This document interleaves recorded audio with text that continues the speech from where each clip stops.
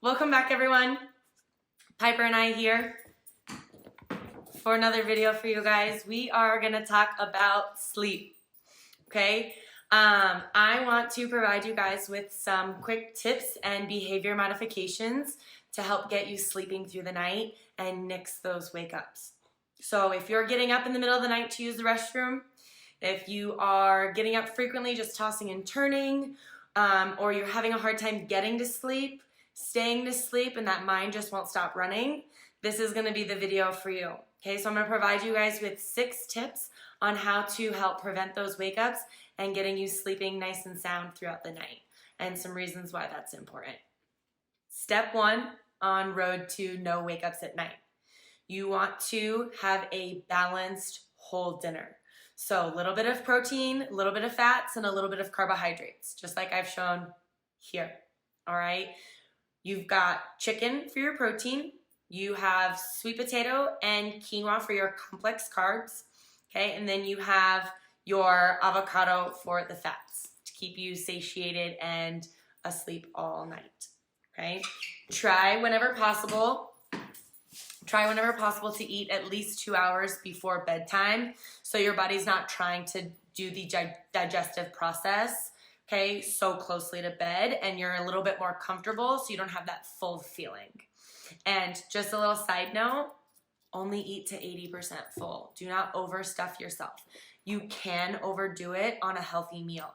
So I'm not one to typically tell or talk about calories, but if I had to give a rough estimate, your dinner should be anywhere between maybe 400 to 700 calories, depending on the person, depending on the goal. So don't quote me on that, but just to give you number people out there an idea of what that should look like before bed. Step 2, shower in the evening.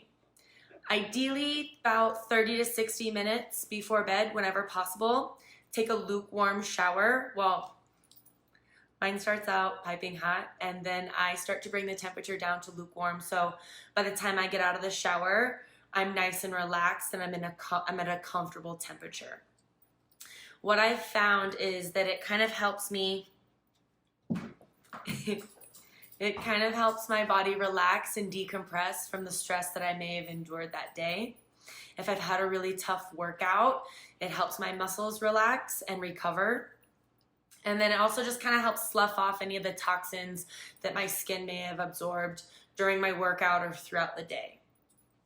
So it also provides my body with the ability to say, okay, we're going to start the unwinding process. We're going to start to slow down. This is where it's time to start resting and getting ready and preparing for tomorrow.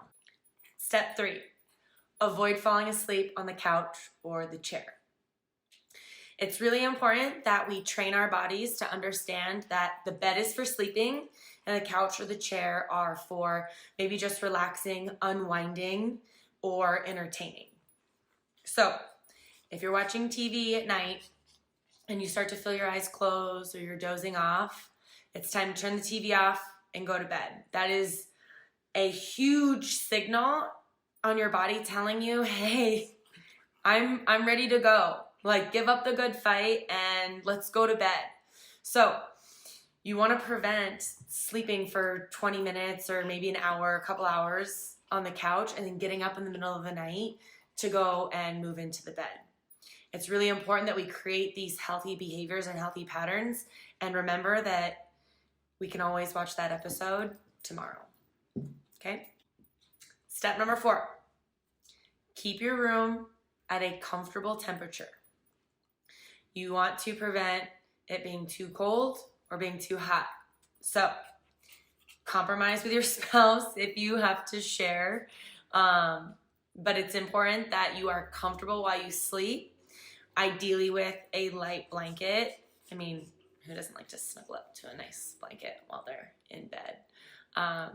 But keeping that room comfortable with the lights off is going to help you stay asleep all night long. Okay, tip number 5. Maybe take up reading. So I understand that we have a lot to juggle in our day-to-day. We go through our lists. Silly puppy. We go through our lists We're really stressed. There's a lot of new change and things happening in the world right now.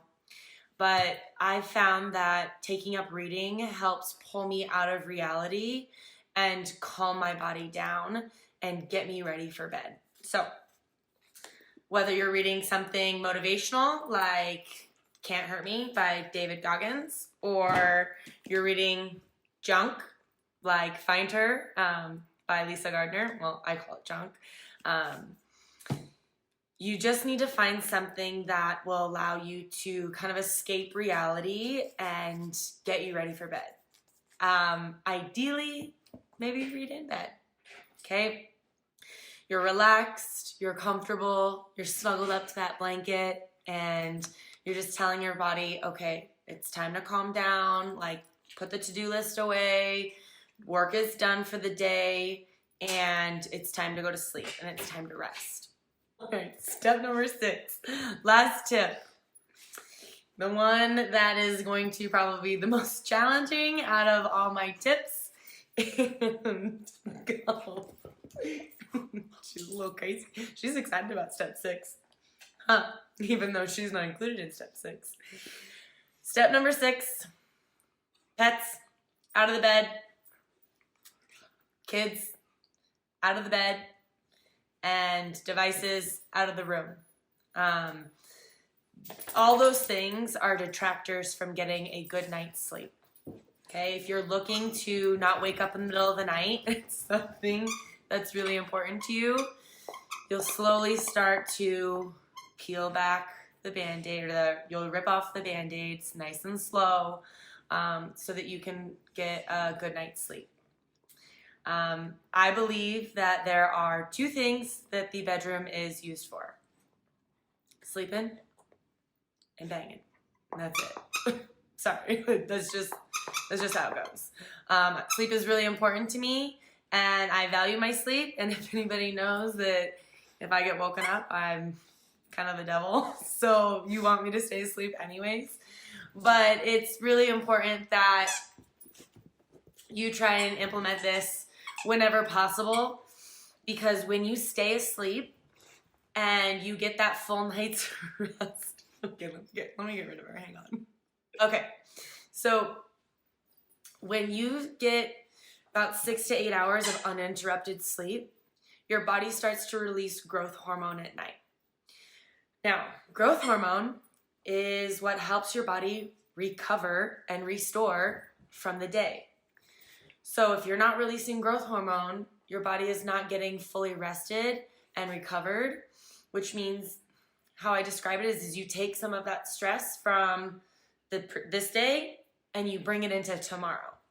So you're not fully recovered, you're not fully reset, so then you start to feel slow and bogged down. You don't feel energized when you get out of bed. You find your energy fluctuates throughout the day. You're maybe a little bit more irritable. All of these are signs and indicators of your body is not recovered and it's trying to tell you something. So follow my 6 steps. Start with 1, start with all 6, and you'll be on your way to sleeping more sound throughout the night. Right, Pi? So tune in next week. If you guys know anybody that could use a good night's sleep or tosses and turns, gets up frequently, go ahead and share this with them. If you have any other tips on how you get a good night's sleep, I'd love to hear it, so give me a comment. And then, as always, subscribe.